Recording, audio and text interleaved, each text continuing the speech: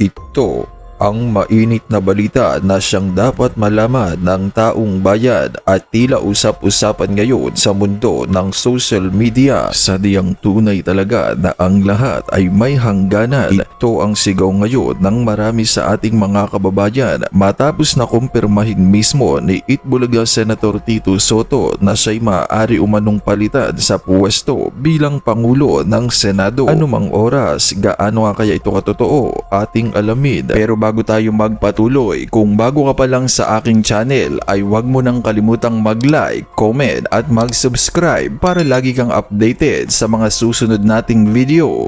Ayon nga sa kumpirmadong balita source online, umiigti nga ang espekulasyon sa Senado matapos amini ni Senator Tito Sotto na may ilang kasamahan siya sa Senado na maaring hindi umano natutuwa sa kanyang pamumuno, lalo na sa kanyang mahigpit na tindig laban sa budget insertion. Ang naturang higpit ayon kay Sotto ang posibleng ugat ng mga bulong-bulungan tungkol sa umanay tangkang kudeta sa liderato ng mataas na kapulungan. Hindi raw bago at matagal nang umiiral ang mga sinasabing banta sa liderato ng Senado. Ito naman ang iginiit ni Senator Ping Lacson kasunod ng mga kumakalat na post sa social media na nagsasabing mayroon umanong nalalapit na pagbabago sa pamunuan ng Senado at posibleng paglipat ng panig ng ilang senador mula sa mayorya. Ayon kay Lacson, ang ganitong mga aligasyon ay hindi na dapat ikagulat pa dahil paulit-ulit na itong lumilitaw sa tuwing may tensyon o intriga sa loob ng Senado, lalo na kapag may usap-usapang hindi umano kontento ang ilang senador sa pamumuno ni Tito Sotto. Anong masasabi nyo dito mga kababayan? At para sa bupang detalye ng balita, narito't panoorin natin ang full video.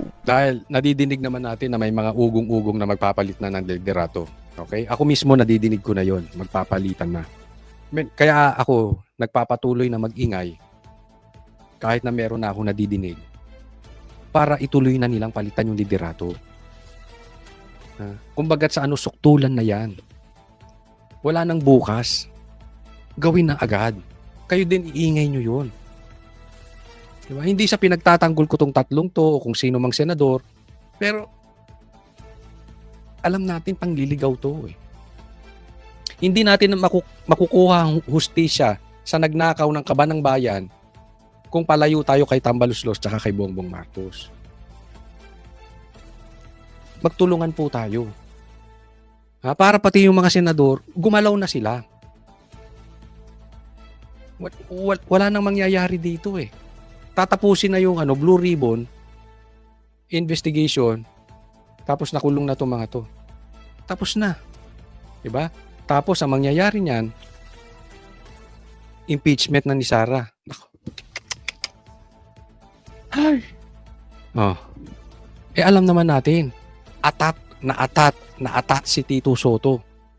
Umupo bilang Prime Minister, di umano. Yan ang gusto nila. Gusto na nga nilang palitan yung batas eh. Hindi nyo ba naiintindihan yun? Gusto na niyang palitan yung batas dahil hindi niya kaya si BP Sara. Hindi lumulusot yung impeachment. Kaya ngayon sinusubukan ulit. But in any case, lumusot o hindi lumusot yung impeachment, gustong palitan ni Tito Sotto yung batas. Ganyan sila kadesperado. At alam natin, ang pinalitan nito si Tito Sotto, ito si Chis eh. Ang ayos nung hawak ni Chis eh. Kung hindi man si Chis ang ipalit kahit sino. Sabi ko kahit si Lito Lapid eh. Di ba? Pero pumili naman kayo mas maayos-ayos. Pero palagay ko mas may silbi pa yun si Lito Lapid kaysa kay Tito Sotto. Magtulungan po tayo. Baka tong linggong to.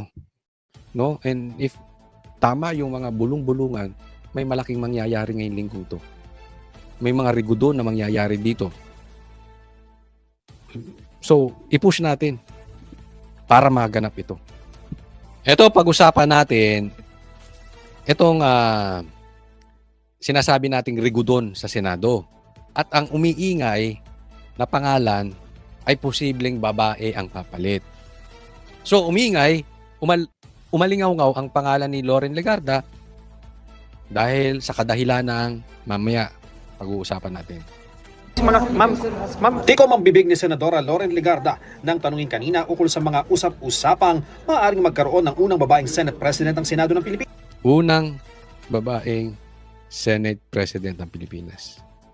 Anong masasabi ko?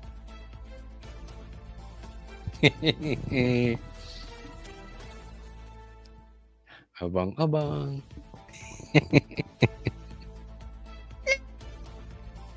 Pinas kapag nagkaroon ng palitan ng liderato.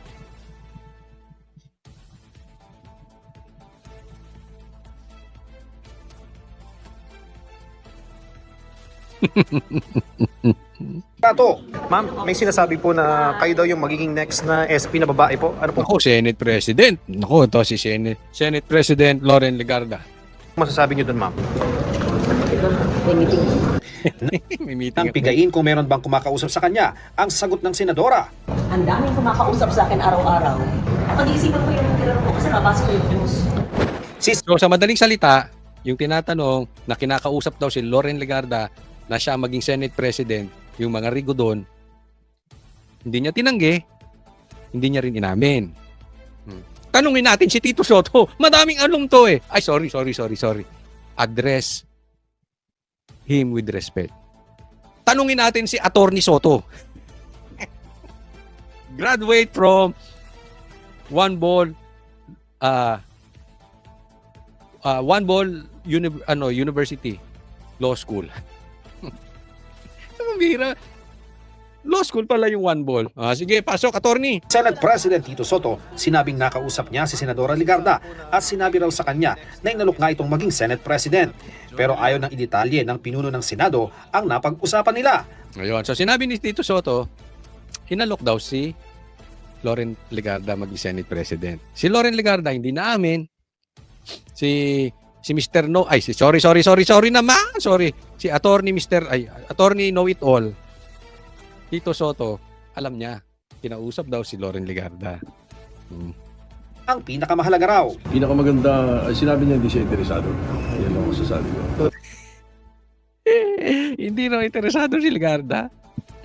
Pag napalitan ka, ha? Ako unang tatawa sa'yo. Buong vlog ko 1 oras, puro tawa lang ng tawa. Niloloko mo taong bayan. Wala kang alam? Ano, niloloko mo taong bayan? Wala kang alam?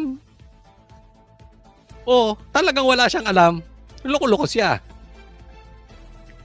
Hindi mo alam? Nakakatawa ka, Tito Soto, hindi mo alam. May intel kayo, di ba?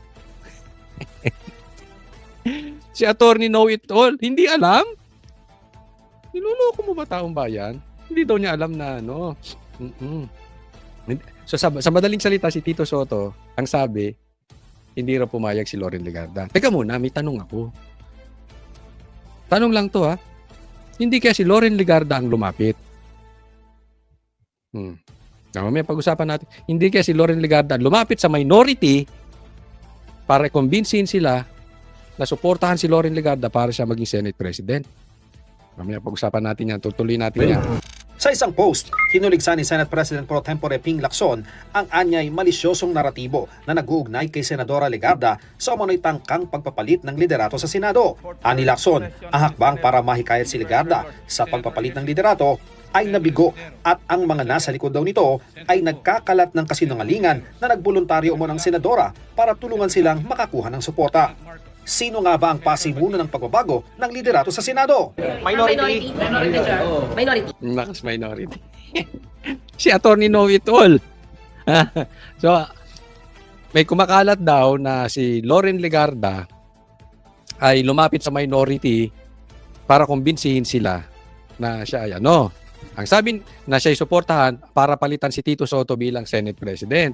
Ang sabi naman ni Pinky Lacson, fake news. Hindi totoo. O sino daw ang kinukumbinsi ba ni Loren ang minority o ang minority ang kumukumbins kay Loren? 'Di ba? 'Yun ang usapin diyan. Ang sabi nila fake news, ang sabi ni Tito Soto minority ang kumausap kay Loren. Pero alam nyo, anong sa tingin nyo ang totoo? Ano sa tingin niyo? Lagay niyo sa comment section. Bago natin ituloy, lagay nyo sa comment section ha. Huwag nyo rin kalimutang i-like yung video at mag-subscribe.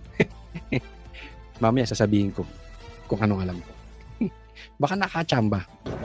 Sa kasalukuyan, 15 senador ang miyembro ng majority bloc. Yan, teka muna ha. Okay, pag-usapan natin dyan. 6, 12, 15. 9 sa kabila. Okay, ang kailangan lang 13. 9 ang minority para sila na maging majority at mapapalitan na nila itong attorney tuta na ito. Yung cancer na si Tito Soto at saka itong cancer na Ping Lacson ng Senado.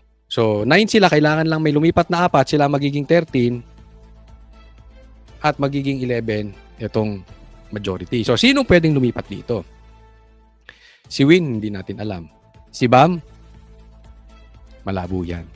Sip-sip yan. Kasi nanalo lang yan si Bam dahil kay Garcia. Di umano. So, magbabayad utang yan. Si Pia, pwede. Pwede. Pwede. Kiko Pangilinan, malabo yan. So may isa na tayong lilipat. Posible lang posibilidad. Kiko, malabo yan. Nagbabayad din ng utang. Hindi po ito nanalo sa eleksyon. Di umano. Nanalo to dahil kay Garcia. Di umano. So magbabayad utang yan sa administrasyon. Risa, malabo lalo yan. Tanim witness daw to di umano. Alam naman natin karakas ni Risa. Baka sa bundok gusto niya. Lito Lapid, hindi natin alam. Si Lito Lapid naman kung saan ang Agos dyan lang yan. So hayaan na natin yan. Loren Legarda, posible. Tandaan po natin, maraming humahabol dun sa anak niya. And she needs to stay in a powerful group. So kung saan tingin niya may makaka-have advantage dyan yan. Of course, to protect her son. So posible dalawa. JBRs ito, posible din yan, pero 50-50. Mark Villar at Camille Villar, ito po ang malaking bagay. Kasi tinatakot to. Sinasampahan ng kung ano-anong kaso. Kaya kailangan, tulungan nyo rin kami, kalampagin natin ang Villar. Ay, Villar! Huwag kayong duwag. Ganon. Lumipat kayo. Kasi kung lumipat yan dalawang yan, Mark Villar at Camille Villar, 4 na. Hindi na mabababoy ang Senado. Hindi na mabababoy ang Blue Ribbon investigation. Nagigets po nyo? 4 na yon. Raffy Tulfo, wala talaga yan. Raffy and Erwin. Ito si Erwin, nagbabayad utang din yan kasi siyempre, meron niyang kaso. Okay, alam naman natin yung citizenship niyan. Si Raffy, may ayaw nito sa Duterte. So, alam na natin yan. Si Mix, 50-50, no? So, very important, meron tayong 4. Ang tanong kung maninindigan tong 2 Villar. Andyan yun Andyan ang niyan. So, tuloy natin. Kabilang dyan si Legarda. Siyam naman ang miyembro ng minorya. Okay, ito naman yung minority. Ayan, solid yan. Okay? Ang sinasabi nga ni Tito Soto, may posible pang lumipat sa kanila. Sino lilipat sa inyo? Marcoleta? Asa ka pa, Tito Soto? Robin? Malabo yan. Cayetano, malabo yan. Bato, malabo yan. Bongo, malabo yan. Si Jinggoy, tinakot kasi. Etong problema dyan, si Jinggoy, si Joel Villanueva, at si Chis tinakot. Diba? Pinapakasuhan. Nagigets nyo na yung timing. Para, pag may lumipat na 4, na majority to minority, wala pa rin silang numero. Pag isa o 2, dito sa kinasuhan nila na bakla, na duwag, si Jinggoy, si Joel o si Chis, delikado. Naintindihan natin. Kaya nga kinasuhan na yan para pumanig sa kanila. And at the same time, pag natuloy yung impeachment ni BP Sara, meron ng, kumbagat may palakol na sa ulong nakaabang. Pag kayo ay pumanig-panig kay Sara, tutuluyan namin yung kaso. Ganyan po ang gawain ng gobyerno. Si Amy hindi na ito babaligtad. Okay? But ako, tiwala ako kay Cheese kasi nanindigan naman ito. Sinabi niya na Sinabi niya na talagang si Tambaluslos involved. Sinabi niya, the name that cannot be mentioned, minention ni Cheese. So, ibig sabihin, buo loob niyan. Hindi yan para umuro ngayon. Alam niya ni si Cheese na nililigaw ang investigasyon. Alam ni Cheese yan.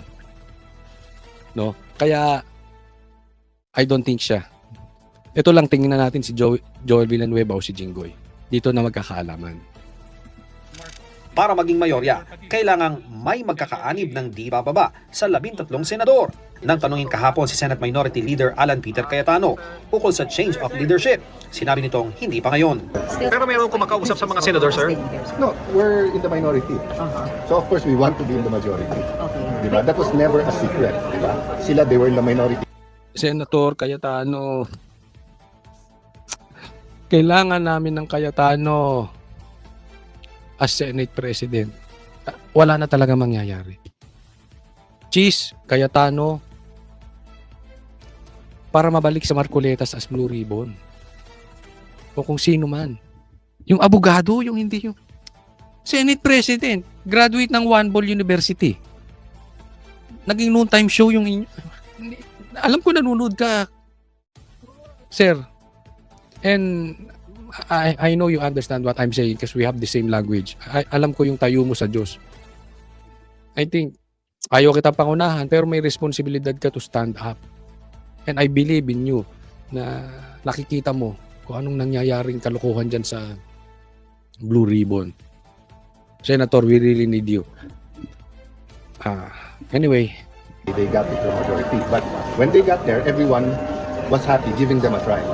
They have their victories, they have their faults. So it's really, do you get 13 people of like minds? But as of today, wala pa yung 13 na yan o yung 13 hindi present. Ang isa sa miyembro ng minorya ni Senador Robin Padilla, sinabing kung sakaling magkaroon ng pagnanais para sa pagbabago ng liderato, maaari raw ito sa usapin ng impeachment ni Vice President Sara Duterte. From the minority. Pro, Inshallah, God will. yung pro Bayan. But supportive of VP Sara. Of course. Pero pagdidiin ni Soto, tama naman si at least honest si Robin doon. Pag ang nakaupong Senate President si Tito Soto at pumasok ang impeachment, tapos yan. We have a problem. We have a big problem. That's why isinisigaw ko, tulungan nyo ko, isigaw natin, Cayetano. Kailangan mapalitan niyang Senate President. Cayetano, kung sino man, si Cheese ulit, abogado na nakatingin sa ebidensya. Yung susundan yung ebidensya. Hindi yung poprotektahan yung mastermind. Pero pagka ganyan, tapos tayo pag asahan nyo, hindi na pag na-impeach si BP Sara, hindi na makakatakbo yan sa 2028. And chances are, si Tito Soto magiging presidente natin. Payag kayo? Kaya galaw-galaw. Convince natin, sigaw natin, palitan na ang Senate President. pero pagdidiin ni Soto, buo ang majority block at katunayan, baka nga raw madagdagan pa sila. Ang buong majority namin na very solid. As a matter Pambihira, no? Ang confidence nitong mama na to. Madadagdagan pa sila. Yun yung sinasabi ko kanina. Diba? Sino kaya ang tatraidor? Kung tama ang sinasabi nito Tito Soto, sino kaya magtatraidor? Hindi ko maintindihan kung sino eh. But, ewan ko, medyo iba yung nadidinig ko. Yun na lang, sabihin natin. Sana tama yung nadidinig ko. baka mga dalawa sa mga hindi namin kasama dati, baka Ano, alam nyo kung bakit ganito ka confident to? Kasi alam niyang kakasuhan eh. Alam niyang kakasuhan ng Blue Ribbon. Si Pinky Lacson nandoon eh. Alam niyang kakasuhan yung 3 senador. So confident sila na isa doon babaligtad. Kasi takot sa kaso. Di ba?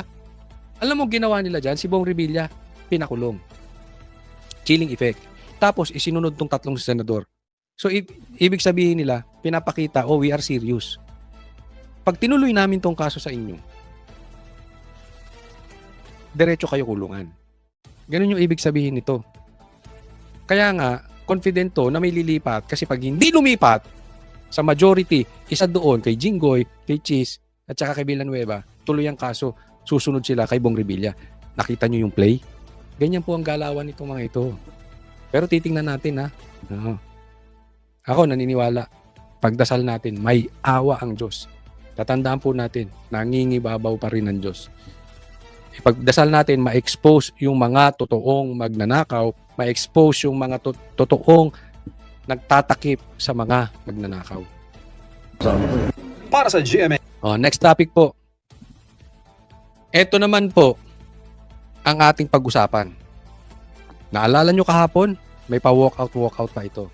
At hanggang ngayon, pinagtatanggol niya na mali ang impeachment na isinampa kay Bongbong Marcos. So ito siya yung parang good cop, bad cop sila. Kahapon, nakikipagtalo siya kunwari sa mga ibang kasama niyang congressman. Kunwari nag-walkout siya. Pero pinasa nila yung sufficient in form. Pero ngayon yung sufficient in substance, alanganin. Yun ang kinokontra ngayon. Pakinggan natin, mahuhuli natin to sa sarili niyang bibig, tapos na yung impeachment ni Bongbong Marcos. May sense po ba kayo ng sentimento ng committee? Majority kaya yan? Makikiano na kami? Makiki-advance ano na kami? I would think that the majority of the committee will be voting in favor of the insufficiency of substance. So confident siya na walang substance si Bongbong Marcos. hindi papasa. Yung substance ng impeachment na So in short, yung impeachment na ipinasa, drama-drama lang. Niloloko tayo ng mga to. Yan yung sinasabi natin . Pumasok yung mga mahihinang impeachment complaint, yung kila Defensor, kila Chavit, hindi pumasa. Hindi tinanggap. Okay Sa palagay ko. Kasi nakikita sir, the first or both? Hindi ako abogado, pero nakita ko na na hindi pwede. You cannot just make allegations and accusations. Sasabihin natin na sabihin natin na kahit na accusation yan, dapat yan pag-usapan na yan sa impeachment process, no? O yun, yung sinasabi natin kanina, dapat pag-usapan na lang yan sa impeachment process. Pero hindi nga nila pinapayagan. Ayaw nilang payagan. Kasi delikado si Bongbong Marcos, kahit na may kakampi siya dyan, delikado, baka magbaligtaran ito mga kasamahan nilang congressman. Lalong-lalo na ngayon, wala nang bayad. Diba? Sabi ni Chanco, yung pumirma ng impeachment ni BP Sara may bayad. So ibig sabihin, ngayon, nahuhuli tong ghost projects. Baka mamaya, pumasa yung impeachment ni Bongbong Marcos, mayari, tapos na. Kaya ngayon pa lang, binabanatan na nila. No, nasa committee pa lang kami. In the committee, every congressman has the right to ask any questions. Kung anong mang question ang gusto lang itanong. So sa madaling salita, hindi na kailangan na umabot pa dun sa impeachment na proseso. Sa committee pa lang. 'Di ba? Parang pinasabi niya, sa committee pa lang, hindi na papasayang impeachment ni Bongbong Marcos. Meron na kaming karapatang magtanong. Doon pa lang hinaharang na. Anong fearless forecast nyo, Kong? Gaano katagal matatapos ito sa Justice Committee? Makita nyo ang tanungan na lang, hindi ba kung may masasampa tong impeachment ni Bongbong Marcos o hindi. Ang tanong, kailan to matatapos? It means they are so sure walang mangyayari sa impeachment ni Bongbong Marcos. Ang forecast ko dyan, siguro, let's say until Friday. Until Friday. Kasi bukas, pagbobotohan namin yung Friday, tapos na. Then pupunta na sila kay BP Sara. Pagdating kay BP Sara, sampa agad yan. Ganyan ka-double standard tong mga to. Sufficiency of Saka mamaya, sumunod kayo kay Akop bigla-bigla, wag naman sana. substance nung complaint ni De Jesus, no? Oo. Then tomorrow, pag-uusapan din namin by manifestations yung sufficiency of substance na dineclare ng Nilisa Masa at ng iba pang mga nag-file. So your fearless forecast is by Friday, they're both dismissed? Yeah. By Friday, pagbubutuhan na yan. Sabi ko, can you imagine, it will take us a week, no? Yun lang ang pinag-usapan namin. Just imagine na hindi rin talaga pwede. That would be very different from the impeachment complaint of the Vice President. Okay. Yung pa lang Nakita nyo? Diyan pa lang kitang-kita na yung pagkabayas. Iba yung impeachment ni Bongbong Marcos, iba daw yung impeachment ni BP Sara. Yung kay Bongbong tapusin na yan. Tapos na yan ng Friday. Dapat tapos na yan ng Friday. Iba yung kay Sara. Di ba? Yung bunganga nitong si Abante, ibinubuking na ito ay drama lang. Kunwari pinadaan lang sa impeachment si Bongbong para makuha yung 1-year bar rule. So next year na ulit. Diba?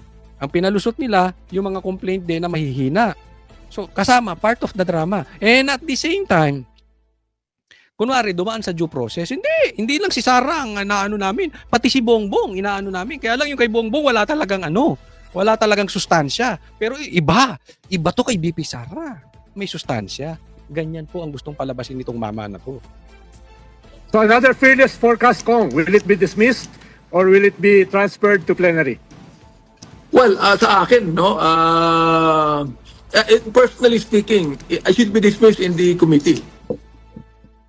Hindi na abot ng plenary. Dismiss na agad. Delikado kasi pag umabot na ng plenary at doon nagbotohan. Pag bumaligtad. Kaya nga, still, kahit sobrang powerful nila because of their money and because of their position, let's keep on praying to God. Dahil na ma-expose yung mga magnanakaw at ma-expose yung mga pumoprotekta sa magnanakaw, hawak pa rin to ng Diyos. No? Na yung mga mapang-abuso,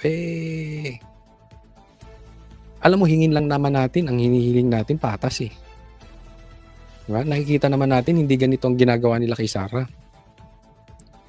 So, huwag tayo mawawalan ng pag-asa. Let's just keep on doing what we need to do. I-expose natin sila sa social media. Kahit kayo po ay hindi vlogger, i-expose nyo po sa social media. Tayo po yung magsalita. Ito po isang lantarang panloloko ang ginagawa nila. Dinadaan nila sa drama-drama. Pero gaya ng sabi ko, kaya kampante si Bongbong Marcos dahil ang dami niyang abogadong congressman. Kaya naman anong masasabi mo sa balitang ito? Kung mayroon kang hinaing at komento ay mag-comment ka lamang sa ibaba ng videong ito. Maraming salamat.